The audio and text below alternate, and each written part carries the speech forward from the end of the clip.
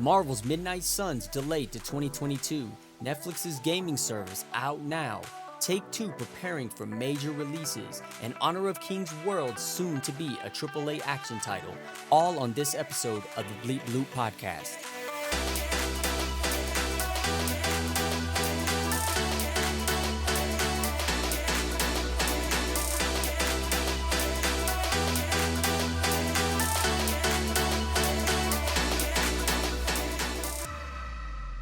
What is up, everybody? It is your guy Retro Lag, and welcome to the Bleep Bloop podcast. This is the headlines, this time for the week of November, going from last week, which was when did we do the last episode? I think it was the end of September, all the way through to this week, or not September, excuse me.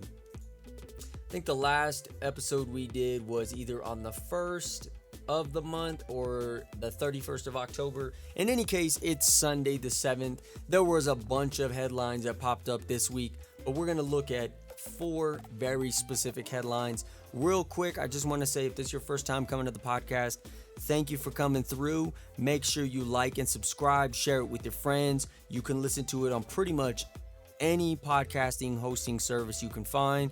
The top ones, of course, being Spotify, Apple, and Google Podcasts. Okay, but there's also Stitcher, Anchor FM. You pretty much just type in Bleep Bloop Podcast and it's going to pop up. And if not, let me know and we'll put it there. Okay, in any case, let's get right into the first story. So, Marvel's Midnight Suns. Now, if I remember correctly, I saw this headline, this trailer pop up at Gamescom recently this year, and it looks like a very good game. Now, this story is from Rebecca Valentine from IGN, and what she goes on to say is that as part of its second quarter earnings announcement today, Take-Two Interactive announced that Firaxis' upcoming Marvel strategy game, Marvel's Midnight Suns, is being delayed into the second half of the year. Now, Marvel Midnight Suns official Twitter account actually released, this was actually Jake Solomon, creative director, and Garth DeAngelis, senior franchise producer, basically sent out a press release, and it says, "Hey everyone, on behalf of Firaxis Games, thank you for sharing just how excited you are for Marvel's Midnight Suns. We've been thrilled to see your reaction to everything from our announcement of the game to the reveal of our card-based tactical combat. Marvel's Midnight Suns is a true dream project for the team, and we can't express what an honor it is to create something new in the Marvel Universe. We decided to share that we've made the very tough decision to move our launch window to the second half of 2022. We know many fans were looking forward to playing the game originally next spring, and this decision did not come lightly. We decided to push our launch because we need more time to make this the best game possible. We believe in our creative vision for Marvel's Midnight Suns and want to do justice in delivering an unforgettable adventure set in the supernatural side of Marvel. These extra months will be used to add more story, cinematics, and overall polish, and will be essential in helping us make our vision a reality. Thank you for understanding. You are the best fans in the world. Jake Solomon, creative director, Garth DeAngelis, senior franchise producer." And again, that was on the Marvel's Midnight Suns official Twitter page. Now, I think this was the best move that they could make, and I would go a step further and I would say I don't think they need to do another one if they have to delay it again. I think they should just let this speak for itself and just focus on the game, because we saw what happened with Cyberpunk. They officially released a couple announcements, and then by the third one they were like, no, we have to release it. And we all know the rest of the story from that point, and they're still trying to recover from that mistake. So I think that this is the best decision that they could make. The reality of it is there's so many games that come out constantly, and when you try to rush developers and publishers just because of fan desire, it's always left with the expectation of that studio doing better, or the question is why didn't you wait? Why didn't you do better? So in my opinion, this isn't a bad move. I mean, the Take-Two CEO Strauss Zelnick, and forgive me if I said the name wrong, added a bit more detail about why Take-Two, 2K, and Firaxis opted for the delay. This was in a conversation with IGN. Quote, "We think it needs more development time to be everything it can be," unquote. He said, "What we're known for doing is supplying the time and the resources so that the creative talent that's taken a big chance by coming to work at our company always has not only the ability to pursue their passions, but every possible asset in service of allowing them to pursue their passions. And that's what generates the highest quality titles in the business, for which we're known." And he goes on to say some more. But let's be real. The reality of it is they understand the backlash and the downfall that can come from rushing a game. I mean, look what Dying Light did. Dying Light 2. They did it well. They were going to release the game. They released an announcement saying, hey, we had to delay it. But what they did do is they provided adequate updates and real-time gameplay for conventions that did come along, i.e. Gamescom. They showed extensive amounts of gameplay, and I think that's the best move that you can make, because as a consumer, I don't want to buy something that, excuse my language, is half-assed. I want something that's legit, so don't sell me something that's incomplete or rushed, because all that's going to make me do is criticize the game. It's going to lessen my experience, and it's going to make me not want to pursue any other games that you have from your studio. So I think this is the best move that they can make. I mean, the reality of it is there's tons of games that are already coming out, and there's still games that were supposed to come out this year that are coming out next year. So them pushing it back a little bit, giving themselves more time, is actually in their favor. So stay tuned to this story. Check out IGN if you want to know more. Marvel's Midnight Suns. It looks really good. Again, it's similar to XCOM. You have customizable protagonists fighting alongside superpower heroes like Iron Man, Captain Marvel, and Wolverine against large numbers of enemies. It will include destructible environments, but no permadeath like in the XCOM series. If you want to read more of this article, again, go to Marvel's Midnight Suns delayed second half 2022 on IGN. Okay. Next story. Now, earlier this week, apparently, which I still haven't seen the update yet, Netflix's gaming service is apparently now available in the US. But from my understanding, you still need an Android or a tablet to play it. Now, Netflix, this story is from Taylor Lyles. This was on IGN as well. Netflix announced today that it has expanded its gaming service to over 190 countries, including the United States and Canada. However, the gaming features still require subscribers to own either an Android smartphone or a tablet to play. Now, officially, it came out November 3rd, and from everything that I read, it was a gradual rollout, meaning not every subscriber had access to this feature right away. I checked my phone like 3 or 4 times and it wasn't on there. So, and as of yesterday, it still wasn't on there. Also, from what I'm understanding, is that while you'll be able to play games, you won't be able to use a wireless controller or a mobile controller like the Razer Kishi, because most of the games require touch control when playing them in the app. Some of the games are Stranger Things 3, and I believe I saw somewhere else where the games were.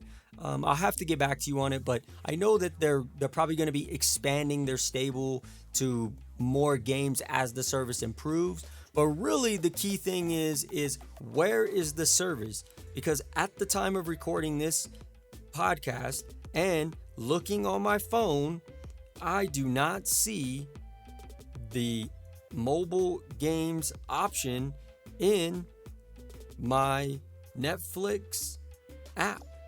I see movies, I see shows, coming soon, just a bunch of titles. So really don't know what to expect, so I can't really talk on it just yet, but I am keeping my ear to the street on this one because I do got a Netflix account and it'll be kind of cool just to see what they have to offer and really to see where the service goes. Because if you remember Netflix when it came out, it was DVDs. And look where we are now. So stay tuned. If you do have some experience with this, let me know what you think. You can drop me a line in the comments, or, hit me up on Twitter or any one of my socials. Moving right along, we have another story from IGN. Man, it looks like all the stories are from IGN this week. Take-Two is preparing for a major surge in big game releases. Now, while it doesn't go on to specifically say the titles, what I did find interesting is the number of employees that were hired. Now, as you go down in the article, there is a paragraph and it goes, a look at Take-Two's investor slide presentation shows how they're preparing for this cascade. On a slide showing new hire numbers by fiscal year, Take-Two shows that from 2012 to 2017, it was only hiring a few hundred people per year. But in 2017, it jumped to hiring around 700 people. And in 2019 and 2022, it hired a similar amount. So that's 1,400 people within the last 4 years. Today's earnings report included in the detail that Take-Two brought in 350 new developers in this quarter alone, not including more senior hires. And they go on to say that they have somewhere around 7,200 employees strong. As of a 2020 annual report, the company was at about 5,800, and that's a 1,400 person jump since March of last year, and that was during a pandemic.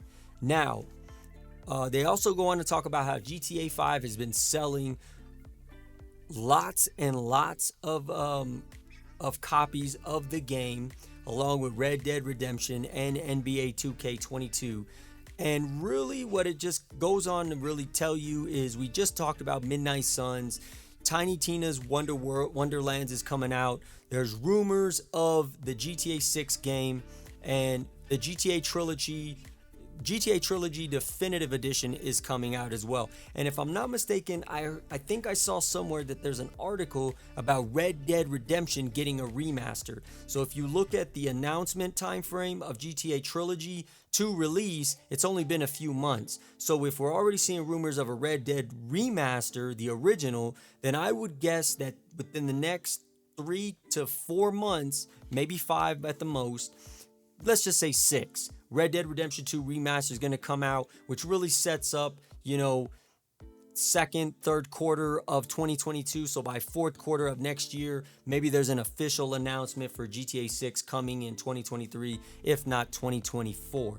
So just hiring all those people, I would venture to say that there are going to be a lot of titles. Maybe we'll do a breakdown of the titles that Take-Two and all of their studios really have, a lot of the IPs that are at probably that life cycle where we should expect to see some new titles, and only time will tell.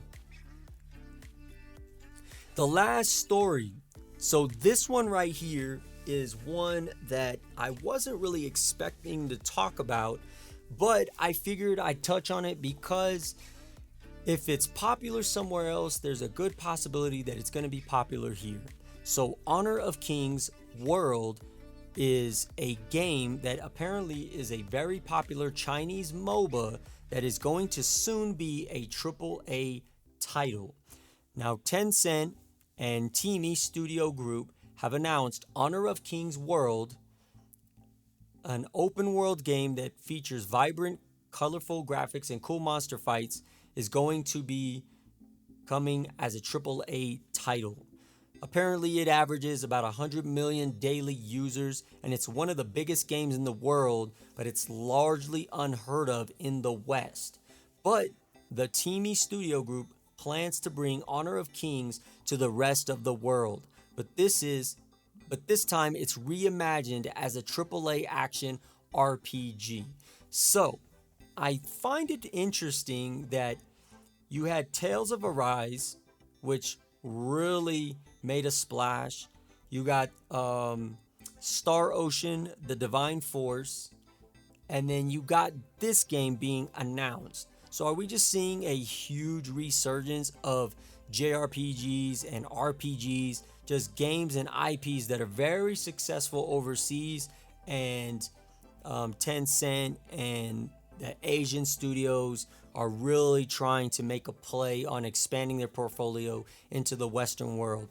I think it's great. I think the more games you get to experience, the better, especially from studios that present quality products. I mean, we're always talking about, why isn't there anything new? Right? Why isn't there anything new? Well, when we do get something new, we should be embrace it with open arms, because, it allows us to experience things that are very popular somewhere else, that other people are enjoying.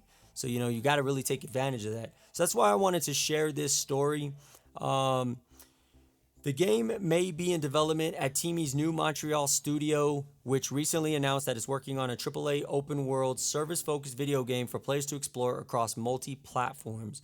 The other question is, when are we going to see this being released? This is just kind of a rumor right now. Seems like it's relatively... it seems like it's a very real possibility just from everything that I'm seeing, and Kotaku reporting that it was in development from a Montreal studio. So there is some fact and validity to this story, and we'll just have to wait and see what comes out, okay? So everybody, that's the headlines for this week. Short and sweet, to the point. I don't want to oversaturate your ears. Let me know what you think about some of the news that I've talked about today. Drop a like, drop a subscribe, leave some comments, leave a review, and stay tuned to the podcast, okay? And until next time, I will catch you on the next episode. Peace!